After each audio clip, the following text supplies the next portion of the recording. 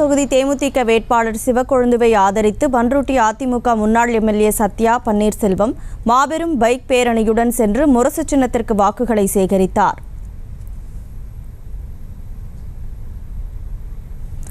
இதுகுறித்த கூடுதல் விவரங்களுடன் செய்தியாளர் தர்மராஜா இணைப்பில் இருக்கீங்க. முழு விவரங்களை வழங்கலாம்.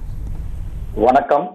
கடலூர் நாடாளுமன்ற தொகுதி அதிமுக கூட்டணி தேமுதிக வேட்பாளர் சிவக்கொழுந்து ஆதரித்து பண்ருட்டி முன்னாள் அதிமுக எம்எல்ஏ சத்யா பன்னீர்செல்வம் பண்ருட்டி நகரத்தில் உள்ள 33 வார்டுகளில் வீதி வீதியாக சென்று முரசு சின்னத்திற்கு வாக்கு சேகரித்தார்.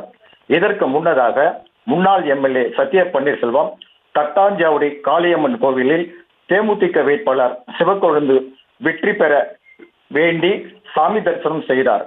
அதன் பிறகு திறந்தவெளி பிரச்சார வேனில் 500க்கும் மேற்பட்ட பைக் பேரணியுடன் தேமுதிக வேட்பாளர் சிவக்கொழுந்து ஆதரித்து பண்ருட்டி நகரத்தில் உள்ள 33 வார்டுகளில் வீதி வீதியாக சென்று முரசு சின்னத்திற்கு வாக்கு சேகரித்தார்.